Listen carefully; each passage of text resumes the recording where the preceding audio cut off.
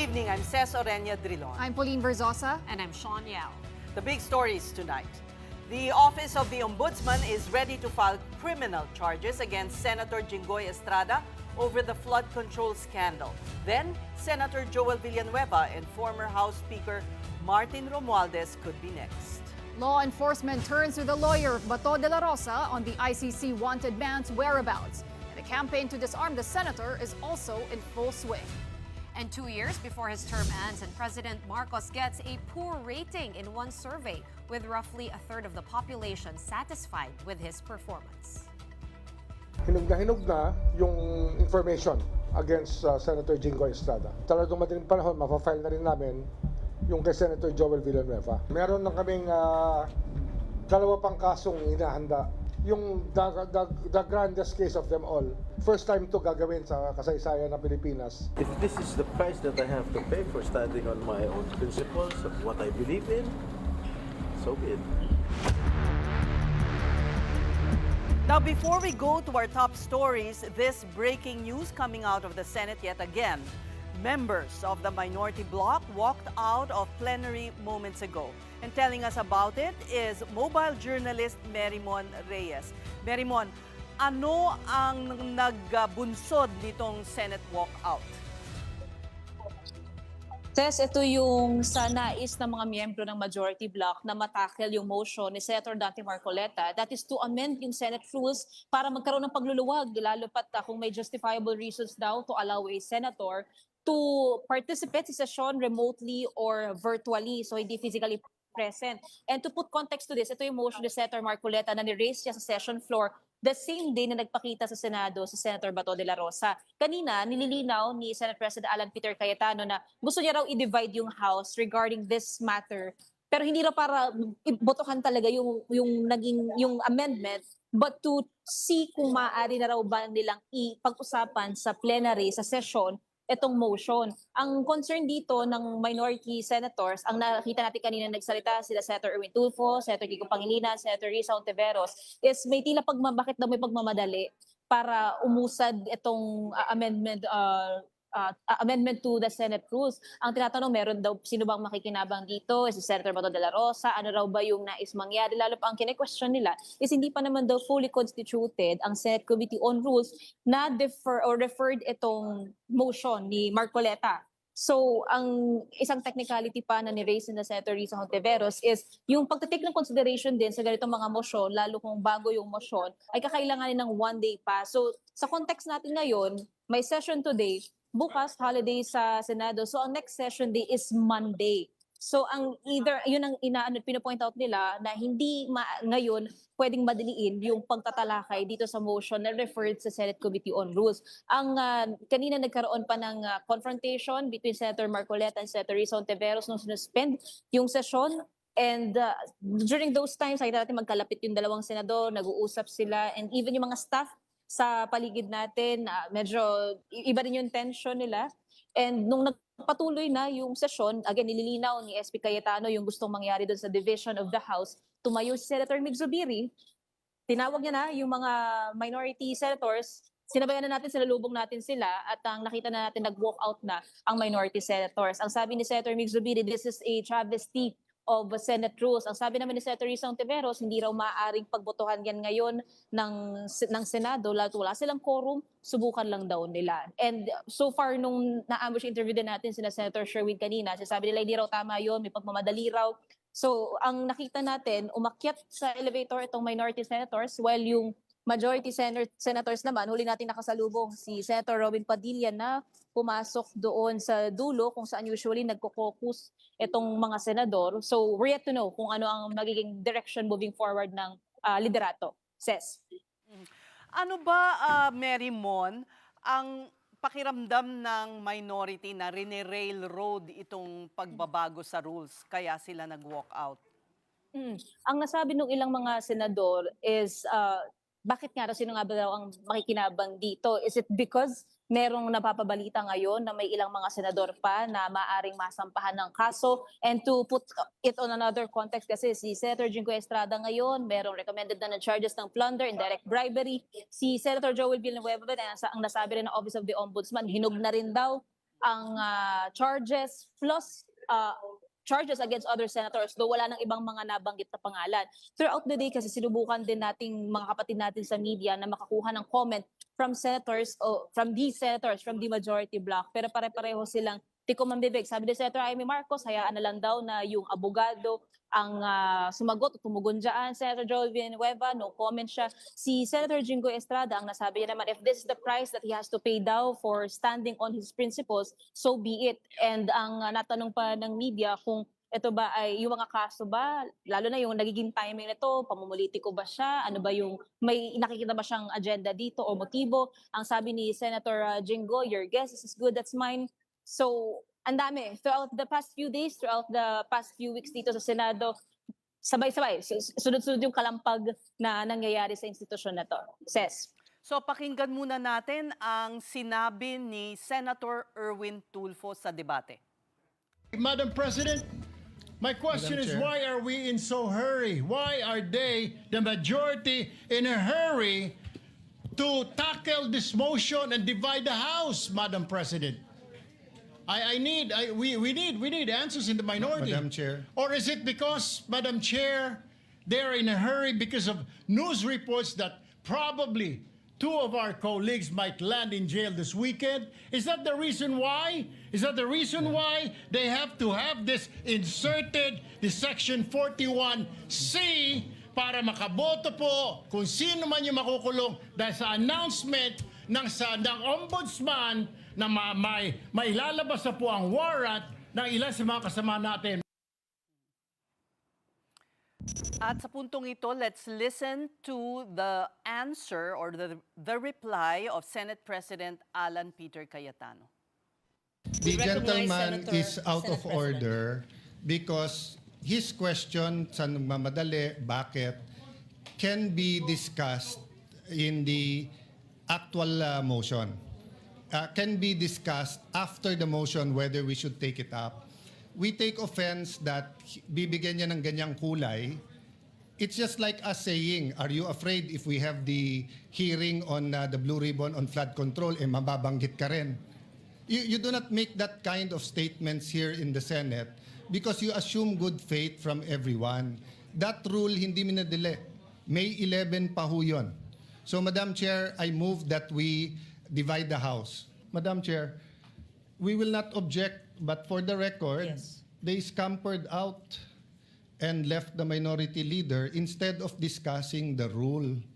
We are not even discussing the rule yet. And then, ganun na yung allegation nila. And no one from the minority stood up to say that out of order si Senator Erwin Tulfo. And ultimately, Marymon, ito ang parting shot ni dating Senate President Senator Tito Soto. Madam President, motion to adjourn is not debatable. Akala ko ba magaling sa rules?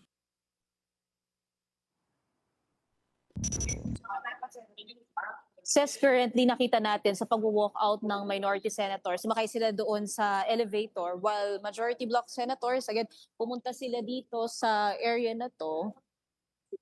Doon, papasok na yon, hinarangan na tayo kanina. No? Sinusubukan natin makausap si Senator Robin Padilla. And ang sabi ni Senator Robin, kung may gusto raw malaman nga tungkol sa ano yung naging opinion ngayon or stance ng majority sa nangyari doon sa mga question na bakit daw may pagmamadali on the side of the minority, yun kasi yung kine-question nila. Tanungin na lang din daw si Senator Marcoleta, pero wala naman daw nakikitang ganun itong si Senator Robin. Ses. So Marymon, nag-adjourn ba o open pa rin ang plenary? Well, we're gonna go back doon sa pinaka-live stream nila, pero kasi wala ng tao sa session hall. Plus, wala na rin yung mga senador, wala na rin yung mga staff. Pero it's either on the side of the minority kasi it's either akit na sila sa kanilang mga opisina kung magkakaroon din sila ng focus or pag-uusap or bababa na sila, uwi na sila. Pero on the part of the majority, nakita natin, nandito nga sila sa isang side of the Senate hall. Kaya, we'll see, balikan natin yung session in a while. All right, we'll await updates, more updates from you. That was mobile journalist Marymon Reyes. And now on to other stories. At least 3 more senators are facing criminal charges while in office all of them part of the majority bloc. The Office of the Ombudsman today announced it will soon be going after Jinggoy Estrada and Joel Villanueva in connection with the flood control scandal. Last week, it had recommended plunder and indirect bribery charges against Rodante Marcoleta over campaign contributions. Mobile journalist Arles de los Santos with tonight's Big Story. As early as this Thursday, May 28, plunder and malversation charges will be filed against Senator Jinggoy Estrada. Ombudsman Boying Remulla revealed in a press conference this Tuesday that the case against Estrada is just about done. Ang pinakamalapit na, hinog na, at pipirmahan ko maya-maya yung information against Senator Jinggoy Estrada. Information to be filed with Sandigan Bayan in the soonest possible time. Hopefully Thursday, we will file it first thing in the morning. Asked about the nature of the case, Remulla said this is in connection with offenses related to the flood control scandal. Remulla explained that the filing had been slightly delayed after they reviewed the Department of Justice's resolution and found portions that needed correction and refinement. Kaya na medyo natagalan ng konti, nung binasa namin yung DOJ resolution, meron kami nakitang kailangan ng corrections. Kaya ayaw namin mag-file ng information na hindi pulido. Pinulido lang namin, kaya inabot pa ng mahigit sa linggo na pinag-aaralan at inaayos yung mga dapat ayusin para mas malinaw yung kasong ilalahad natin sa Sandigan Bayan. Remulla also disclosed that Estrada has co-accused in the case, although some of them have already turned state witnesses. Aside from Estrada, Senator Joel Villanueva is also facing charges tied to the flood control scandal, though there's still work to be done on the acting majority leader's case. Meron pa kaming tinatapos rin at talagang madaling panahon, mapafile na rin namin yung kay Senator Joel Villanueva. Yan ang isang hilog na rin, ngunit kinakailangan kasi puliduhin ang gusto yung pagkakalahad ng impormasyon at ng ebidensya na baka dalawang linggo pa. Painit yan eh.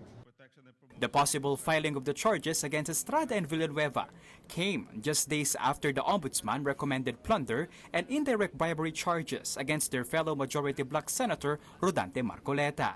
That's for allegedly accepting an undisclosed 75 billion pesos gift back in January 2025. The money was allegedly received over a 4-day period from former lawmaker Mike Defensor and businessmen Joseph Espiritu and Aristotel Viray. Presidential Decree No. 46 prohibits public officials from receiving gifts. The amount also exceeds the 50 million threshold required for a plunder charge. In his privileged speech at the Senate on Monday, Marcoleta implied that majority senators are now being targeted, which the Ombudsman quickly tweeted. If the intention of these cases is to silence me, let me say this at the very beginning. It has failed. I will not be silenced. I do not want to get into the political mix of it kasi ito napakalinaw naman yung kaso niya. Napakalinaw. Yung lahat ng ebidensya dito galing din sa kanya, sa sinasabi niya sa COMELEC, sa mga kanyang pag-amin. Hindi naman ito invento eh. Pero ito, papasok talaga sa batas. Papasok siya. With regard to the other senators. Plunder din yan. At the request of Remulla, the Sandigan Bayan has issued a precautionary whole departure order against Marcoleta and 3 others. Meantime, on the sidelines of the plenary session, Senator Estrada was asked about the looming case against him. If this is the price that I have to pay for standing on my own principles of what I believe in, so be it. Basta ang alam ko, sabi na LGO, wala akong insertion, kapatulad ng sinasabi nila, yung binulgar ni Bryce Hernandez sa house na meron ako insertion, wala silang record na ako ay may insertion. Estrada was also asked if he thinks members of the majority are being targeted. Sa majority na kinakasuhan. Anong basa niyo po, sir? Kayo nilang bahala manghula. Politika ba sa tingin mo, sir? Your guess is good. Remulla also said that aside from senators, his office have also meted out sanctions against several government officials. Marami kami pinapursue na kaso dito. Kaya lang, siyempre, ang public interest na rin dito sa flood control at sa nangyayari sa bansa at nangyayari sa Senado at sa Kongreso. Remulla then revealed that they are also preparing cases against former House Speaker and late Representative Martin Romualdez.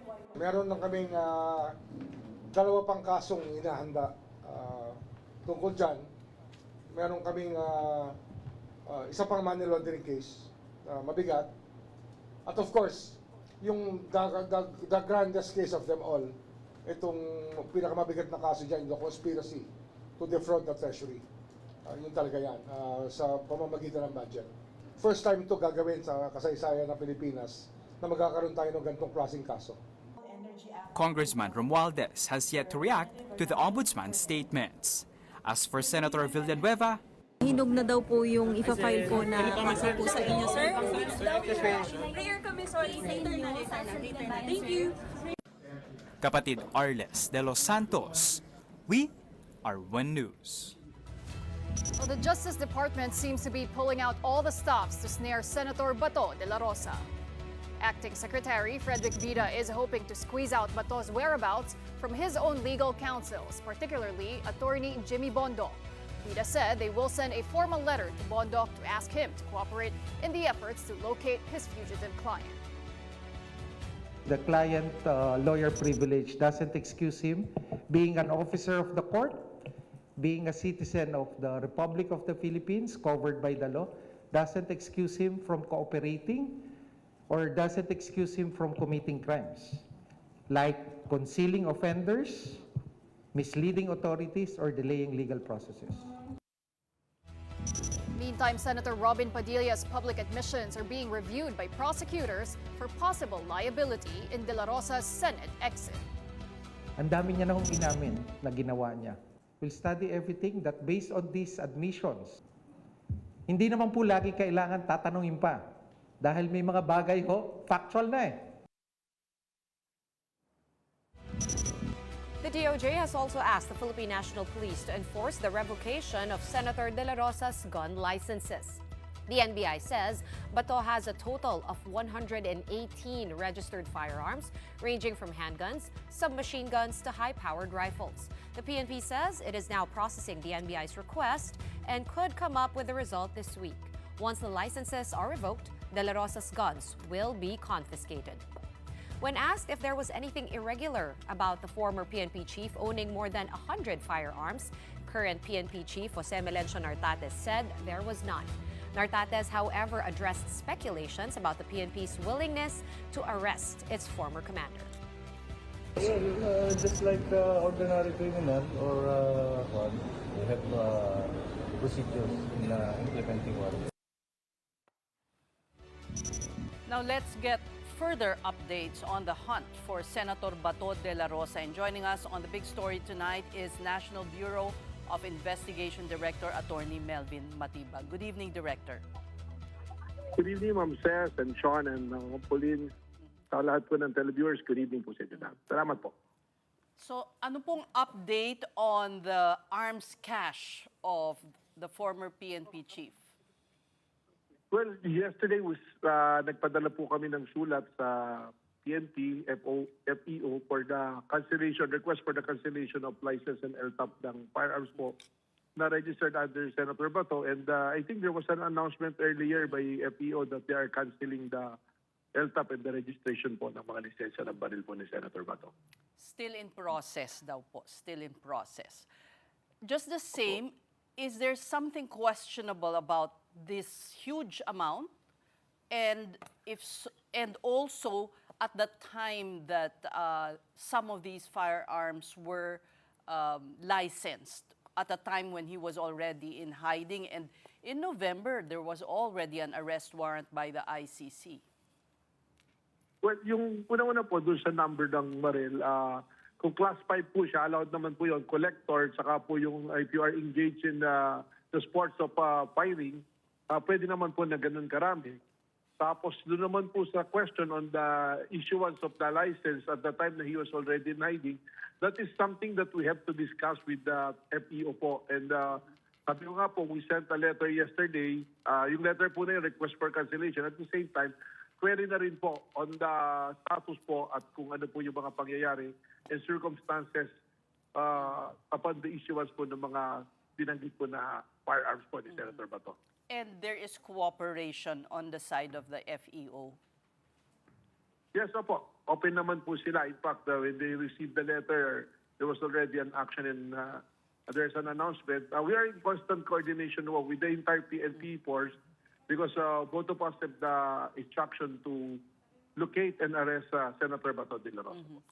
You said that Senator Bato is armed and dangerous. Does he have, I wouldn't want to call it an army, but private army? Does he have bodyguards? Does he have armed men with him?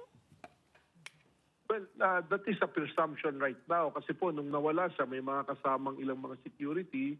At the same time, yan naman po talaga is standard protocol of law enforcement ng NBI na if we are locating somebody who is a fugitive, meron po talaga kaming panawagan lagi at bilin na mag-iingat at may presumption na the person will be armed and dangerous, especially with Senator Bato na alam naman po natin na he is really avoiding the arrest. Nakita naman po natin yung mga pangyayari ng mga nakaraang araw po. Pero meron siyang, I understand a senator would have security from government. Meron po ba siyang, ano po ang status nun? Well, yun na nga po. Ang presumption po namin, may security siya, may mga personnel siyang kasama. At unang-una, alam naman po natin, mahirap naman kung ikaw ay tumatakbo, nagtatago sa batas, na mag-isa ka lang. Sigurado pong may kasama. In fact, nung tinitingnan po natin nga, nung inihatid siya ni Senator Robby sa isang lugar, definitely may mga sumalo po sa kanyang tao. Hindi naman po siya mag-isa na umalis o nagmaneho. Pero wala naman pong nag-awol sa mga guards niya na nasa Ano gobyerno. po yun yung guards niya right now, yung guards po niya ngayon is, to my understanding, personal po niya yan eh. But we're still checking on PSPG kung meron pong mga provided sa kanya na security personnel provided by PNP po. Director Matibag, I wanted to go back dun sa pagkansela ng gun license ni Senator Bato. Apo. Once nakansela ito, ano ba yung usual SOP? Does the person have to return the guns? Obviously, hindi siya sisipot to return it. After which, kung hindi niya binalik yung mga guns, kakasuhan ba siya ng illegal possession? Well, yung mga baril po niya is no longer licensed, is no longer entitled to possess all the firearms.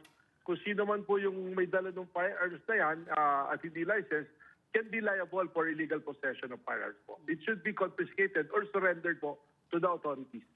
Would it make any difference, kunyari, may kaso si Senator Bato na hindi, kumbaga, galing sa ICC, sa foreign tribunal, would that change things, you think, in capturing him?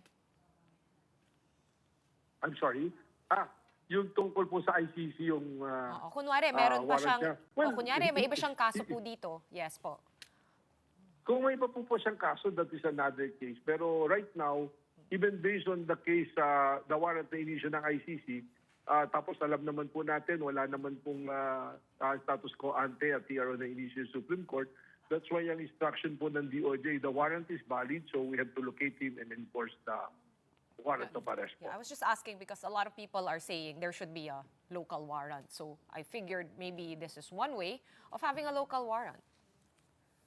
Well, that is the position po ng iba, pero sabi po, malinaw po yung naging pronouncement ng Supreme Court na hindi po nag-issue ng TRO status quo ante. So the interpretation there, saka mabasa niyo po yung ibang mga separate opinion, the interpretation is the ICC warrant is valid and enforceable within the jurisdiction of the Philippines po. Director, how are you going about this manhunt? Kanya-kanya po ba ang NBI may sariling team, ang PNP may sariling team, or is there a combined task force? Well, meron po kaming tracking team at meron din yung PNP, but we are in coordination po. Dire-diretso yung amin pong coordination and we are sharing information po for purposes of enforcing the warrant po. And Director, can you confirm that the senator is still in the country? Kasi so far, ang na-issue pa lamang po ng DOJ ay isang Immigration Lookout Bulletin Order. So, do you also agree na dapat magkaroon na rin po ng HDO, ng Hold Departure Order for Senator De La Rosa? Well, okay naman po na magkaroon ng HDO, pero I don't think for practical reason that's still necessary because we have coordination also with the Bureau of Immigration that upon sight of Senator Bato, they can call upon the NBI and the law enforcement agency, even the PNP, to effect the arrest of Senator Bato. And over the weekend, Director, sinabi niyo po that the agency, the NBI, has received information that more ICC warrants could be coming in the next few days or weeks. Ano po yung basehan niyo sa pagsabi noon, Director? Well, there's an information po that was communicated to us that some of the co-conspirators will the likelihood that the warrant of arrest will be issued also to them. Not necessarily all of them, but some of the co-conspirators. Director, if I can just go back to the day of the shooting, no? That morning, I mean, I'm sure things have settled. But, di ba, may dalawa po kayong female agents na nag-serve ng warrant kay Bato. Can you clarify for us if that was a decision that you made on your own because nothing naman was stopping it, or was there an order given to you to effect the warrant? Well, ganito po yun, no? Kasi baka it's being misconstrued na dalawang babae lang yung pumunta ron. It's a team po, actually it's more than 20 na team, may mga lalaki rin. It so happened na nakapag-first sight po yung dalawang agent. And when they introduced themselves as NBI, dire-diretso na po nag-tackle si Senator Bato. They were given an opportunity to present the warrant at tumakbo na po siya.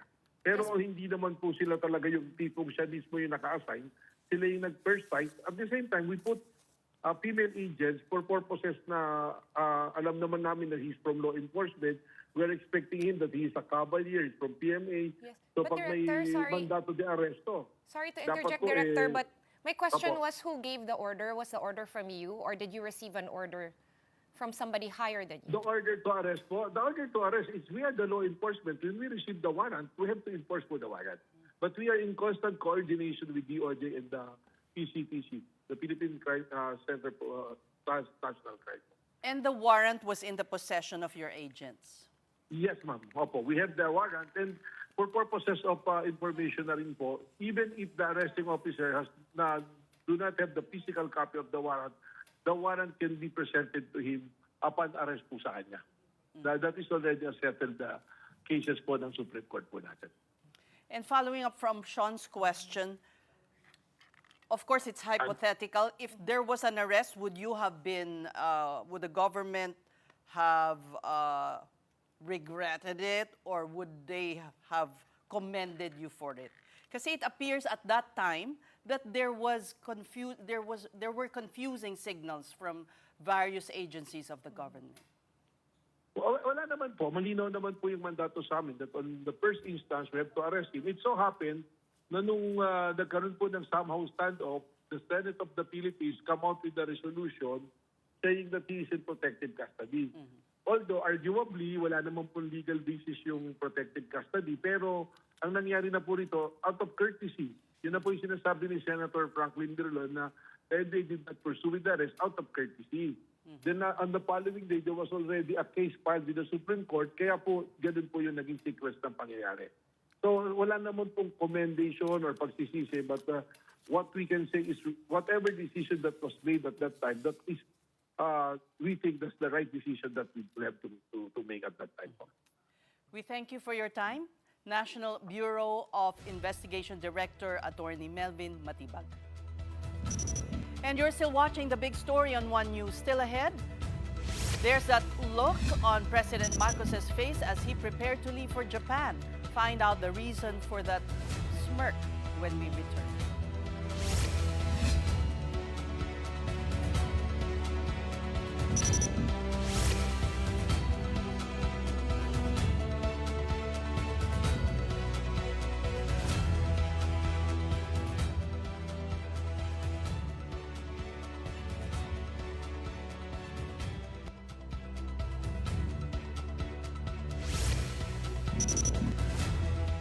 You're watching The Big Story here on One News. Former President Rodrigo Duterte has formally waived his right to personally attend the first status conference on his case before the International Criminal Court on May 27. Duterte's legal counsel, Peter Haynes, submitted a signed waiver to the ICC Trial Chamber 3 on Monday. In the document, the former president authorized his legal team to handle procedural matters during the hearing. The status conference is expected to tackle the possible start of trial, pre-trial deadlines, evidence, and other procedures. The ICC Trial Chamber earlier granted Duterte's request to skip the hearing and gave his legal team until Monday to submit his signed waiver. Duterte is facing crimes against humanity charges linked to his administration's drug war. And joining us this evening is ICC accredited lawyer, attorney Gilbert Andres. He is a common legal representative for the victims in Duterte's drug war. Welcome to the Big Story, attorney. Shawn, Ces, and Pauline. Well, before we go to the status conference tomorrow, what would be the impact of this manhunt for a co-perpetrator in the ICC case? Is there any impact at all? I think the good attorney's connection has frozen. I thought he was giving us a pointed silence, but it appears the connection froze. Yeah. Okay. While we're Well, okay, the case of hello, go ahead, attorney. hello, Ces. Yes, the manhunt will not affect in any way the case of the prosecutor versus Rodrigo Roa Duterte.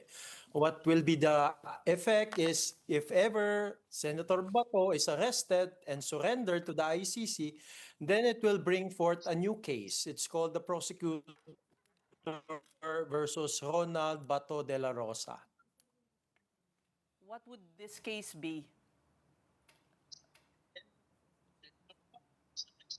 Okay. Well, if Senator Bato is arrested and surrendered to the ICC, then it will bring forth a new case, the prosecutor versus Ronald Bato de la Rosa. So it will even complicate matters for the senator. Well, yes, and actually it's just better for the senator to just surrender, as stated also in the separate concurring opinion of Senior Associate Justice Leonen. Now let's go to the status conference tomorrow. Can you walk us through the process?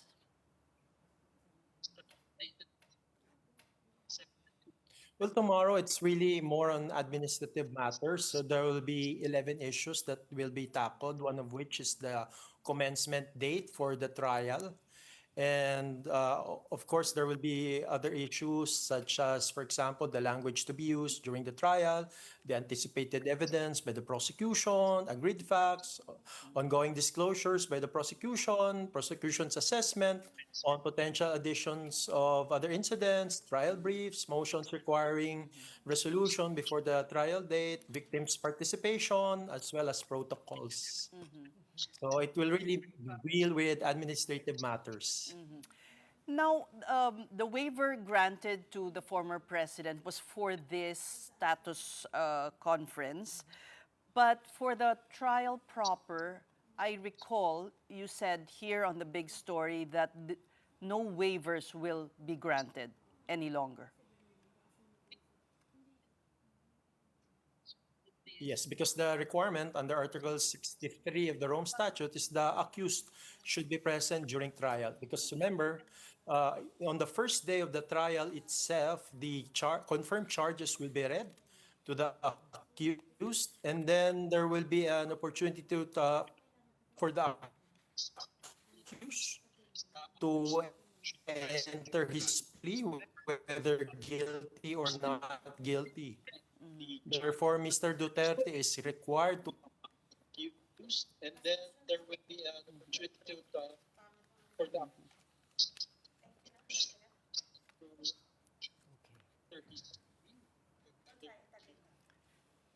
Would you like to ask one more question No, to I think- try out the connection? Attorney Gilbert, I think they're telling us to right. hold it for now, and we'll try to get back We'll have to into that call. All right. You see there? It looks like the connection's improving. Go ahead. Attorney Andres, can you hear us okay now? Yes, I can hear you. All right. telling us Okay. hold it for now, and we'll try to get back. We'll have to into that. Oh, there's a delay in feedback. Okay, can you just clarify, Attorney Andres, that although Senator Bato is a co-perpetrator of the former president, is it right that you said that they're not necessarily going to go to trial together? Meaning they will have separate trials, separate status conferences, separate pre-trials? Yes, that's correct. They're not necessarily consolidated. In fact, they can actually just go into separate cases. That's what happened in other ICC cases. Okay, and before we lose our connection with you, Attorney, can you confirm with us or maybe give us an idea if more ICC warrants are forthcoming for other co-perpetrators named in the war on drugs of the former president? Well, it's logical to I don't know, expect that there will be other ICC arrest warrants against the named co-perpetrators. But as to whether or not there are, it's really a sealed process. It's a secret process, so it remains to be seen. So let's await. And with that, we'd like to thank you, Attorney Gilbert Andres, for bearing with the connection problem, and to our audience as well. The attorney is a common legal representative of the EJK victims. All right, another news. Senator Amy Marcos's accusation of charter change moves has drawn a response, not just from congressmen, but also from her brother, the president. The details in this report from our mobile journalist, Mary Monreyes. The objection over Senator Amy Marcos's supposed expose extended way beyond the Senate halls. Over at the House of Representatives, lawmakers castigated Amy after accusing her brother's administration and some minority bloc senators of pushing for charter change to derail the candidacy of Vice President Sara Duterte. The supposed chacha would have kept senators in power beyond their terms and changed the required age for a presidential candidate from the current 40 years old to 50 years old. Duterte, who is still the leading presidential bet according to surveys, will turn 48 on May 31 this year and will be several days shy of 50 during the 2028 national elections. Tingog Party-list Congressman Jude Asidre calls Amy's speech a shame for the Senate. He says it only reminded the public why many of them are tired of politics built on intrigue and reckless insinuations. On the other hand, House Prosecutor Jonathan Keith Flores asserts that chacha has never been discussed in considering Duterte's impeachment. It has no relation at all, no? Never napag-usapan in the Committee on Justice or in the House yung mini-mention niya charter change, no? I've never heard of it. Never brought up, never discussed, and never was made a part of the consideration in the voting. Deputy Speaker Janet Garin believes if there really was a serious push to tweak the 1987 Constitution, the House leadership would know about it. None that we know of, no? Unang-una, kapag merong talagang seryosong ipupursue, sana nalaman ng mga lideres ng Kongreso. Wala kaming narinig na ganyan, walang napag-usapan. Almost every week we have meetings with the leadership. Hindi ito napag-usapan. For me, kasi kung seryoso, hindi sana pinag-usapan. At talagang hindi siya napag-usapan. Senator Marcos accused House Speaker Bogie D and Senate Minority Leader Tito Soto of discussing charter change by way of a constituent assembly. That's during a meeting at a casino resort on April 22 when Soto was still Senate President. But Soto was quick to clarify. It was just that talk, admitting his preference to lower the age for President and Senators. D has not yet publicly commented on the matter, but in a message to News 5, Senior Deputy Speaker Ferdinand Hernandez says the House leadership will not dignify speculative political narratives or rumors. Before leaving for a state visit to Japan, President Marcos was asked about his sister's new allegation. Your sister said that you wanted a no-election scenario. I wanted a no-election scenario. Allegedly, sir. For Palace Press Officer Claire Castro, the presidential sister's accusation is nothing but a cover-up. a diversionary tactic amid controversies hounding the Senate. Meron tayong batas patungkol sa susunod na eleksyon, 2028. So, nakakasiguro tayo na ang Pangulo ay susunod sa batas. Ang tanongin nyo, kung si Senator Amy ba ay nakakasiguro na ang kanyang sinasabi ay totoo. Kapatid Mobile journalist Mary Monreyes, we are One News. We are pausing for another breather, but after that, a personal low for President Bongbong Marcos in terms of public approval rating. We have the complete numbers when the big story returns. Keep it here on One News.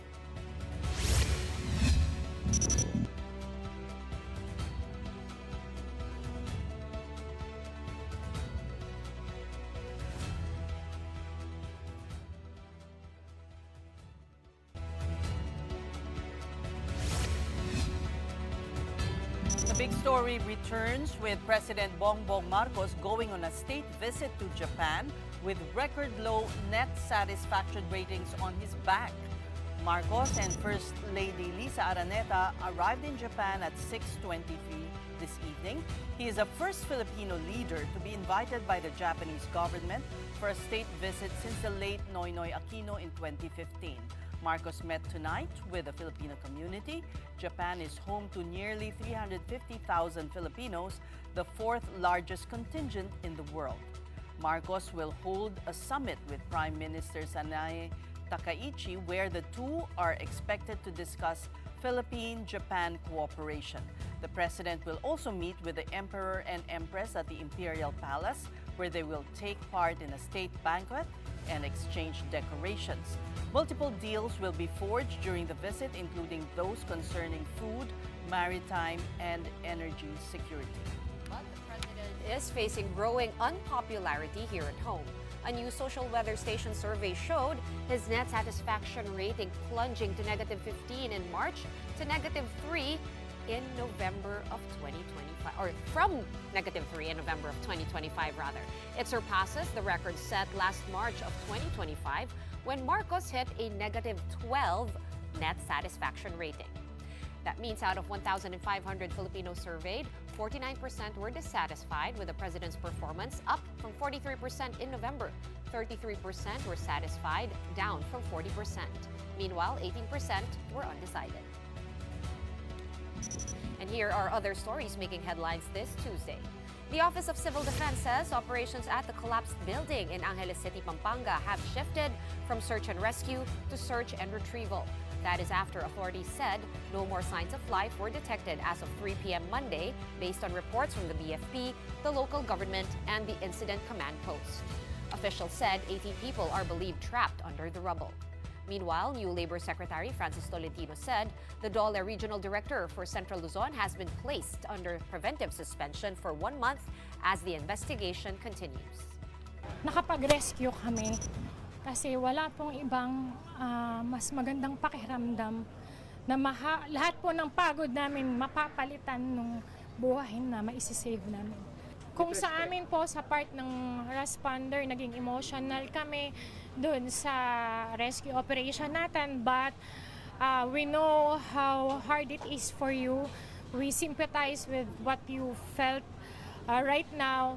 So sa amin po, rest assured from our government, the local government, the BFP, PNP, the Army, and all other responders present ay 100% po na binigay namin ang assurance and that we did our best to save their lives. Sinuspindi ko po yung regional director ng Dole sa Region 3.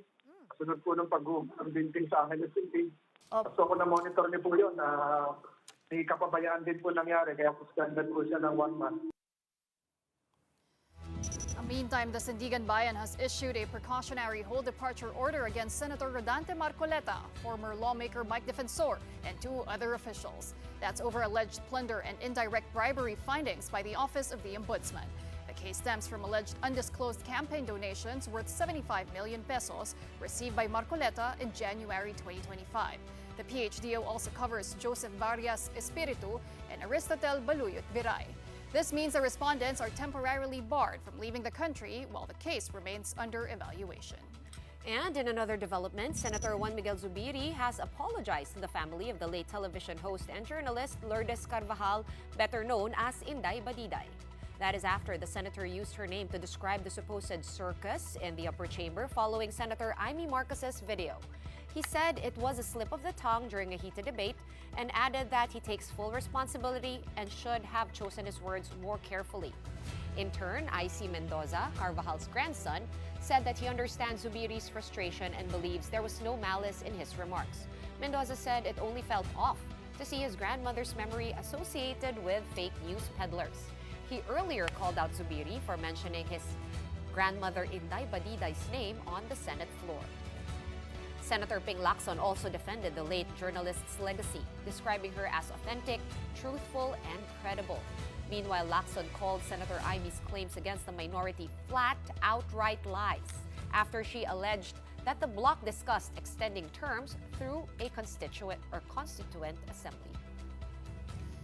And finally, newly appointed Labor Secretary Francis Tolentino has formally assumed leadership of the Department of Labor and Employment in a turnover ceremony. In his speech, Tolentino said his priorities include strict implementation of labor laws and protecting workers' welfare. He likewise said the government must prepare Filipinos, especially the youth, for future industries and emerging jobs. During the ceremony, Tolentino said he accepts the mantle of responsibility with humility while recognizing the challenges facing the labor sector. And for our big picture tonight, when Senator Lito Lapid speaks, which is very rare, everyone listens. Here he is at the plenary this afternoon. Marami po kumakalat sa social media na ako'y lumipat na sa majority. Hindi po totoo yan. Nananatili po ako sa minority group at hindi po ako aalis dito. Hiling ko lang po dito sa Senado, sana magkaisa tayo. Iwasan ang bangayan. Ang dami-dami natin bisitang pari dito. Palakpakan po natin sila para ipagdasal po kami na magkaisa na kami para maibalik ang dangal ng Senado. Maraming salamat po. And then, a light moment after all the drama that has engulfed the Senate since May 11. Here is the Supremo of Philippine Entertainment with Senator Pia Cayetano. Gusto ko lang magpasalamat kay Senator Lito Lapid na kahit na magkaiba na tayo ng partido. So majority, minority, buwan-buwan nagpapadala pa rin siya sa akin ng Maha Blanca at Suman. Maraming salamat po. Gusto ko kasi malaman mo na mahal kita.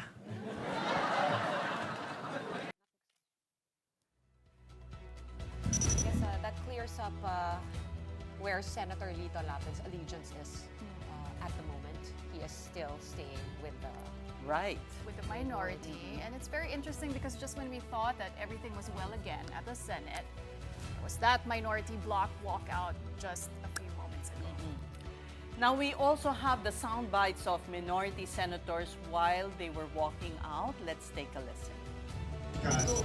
In the actual motion, can be discussed after the motion whether we should take it out. Sir, bakit po nag-walk out, sir? Sir, bakit po nag-walk out? Pinabula na tayo eh. Pinagpipilitan nila, naisip-isip na siguro nila dahil lumabas sa media na ilalabas na warrant of arrest.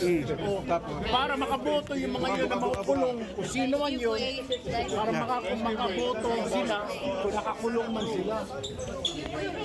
Common sense, hindi naman tayo tanga, journalist tayo, di ba? Yes. Common sense. Yes, sir. BS. O ano mga rules. Yes, sir. We will not be part of this. It's a travesty of our rules, of the Senate rules.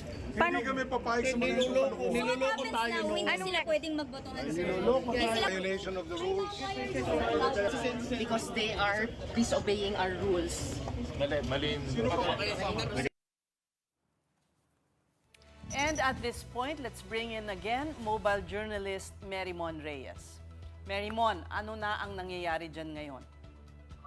Ladies, good evening once again. Kanina dumaan dito si Senator Dante Marcoleta kung saan sa mabilis na ambush interview natin, ang pinakanakuha natin na sinasabi niya, wala siyang naging direct answer doon sa nasabi ng ilang minority bloc members na kesyo may napapabalitang arrest warrant or charges against other senators from either from the majority or kung sino man ng mga personalidad na napapangalanan. Pero ang sabi kanina ni Senator Marcoleta, gusto niya lang naman daw na mapagdebatehan Yung motion na yon na niraise niya nga tungkol doon sa pag-amend sa Senate rules at yung pagpapayag sa isang senador na may justifiable reasons na gamitan teleconferencing para sa virtual or remote participation sa session. And in turn, ito rin yung konteksto rin ng posibleng partisipasyon sa impeachment trial.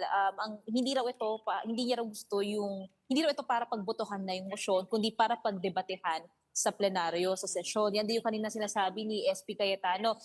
On the other hand naman, si Senate President Pro Tempore Loren Legarda, nakapanayam din ng media kanina mabilisan. Ang sabi ni Senator Loren Legarda, life goes on daw, we continue on Monday. Ang napag-usapan daw nila sa majority ay yung mga agenda sa mga susunod na linggo. So for now, we'll wait and see kung ano ang mangyayari. Pero again, upon checking ngayon, we also got wind of the joint statement from the Senate minority sa kanilang walkout, and they are saying that they strongly condemn what appears to be an attempt to rush a major change in the Senate rules, especially when several members of the minority still wanted to speak and raise serious questions on the floor. Bakit na kailangan madaliin? Bakit kailangan pigilan ng mga gustong magsalita? Bakit na kailangan i-divide ang House kung marami pang senador ang nagtatanong tungkol sa proseso? So for now, what remains clear is ang minority, they are questioning the technicality, yung proseso at yung pagmamadali. On the other hand, ito namang majority will see kung ano yung magiging direction moving forward ng liderato. Lalo't pat inaabangan din natin ay yung impeachment trial kay Vice President Sara Duterte come July. Yan muna ang latest mula rito. Balik. Marymon, sandali. Si Senate President Alan Peter Cayetano nagsalita ba? Dahil kung maaalala mo at napanood namin dito na sa kanya galing yung pag-walk out. Siya yung huling nagsalita na kasi parang may senyales siya na pagbobotohan na dapat nila. Gusto na niyang divide the room, kumbaga.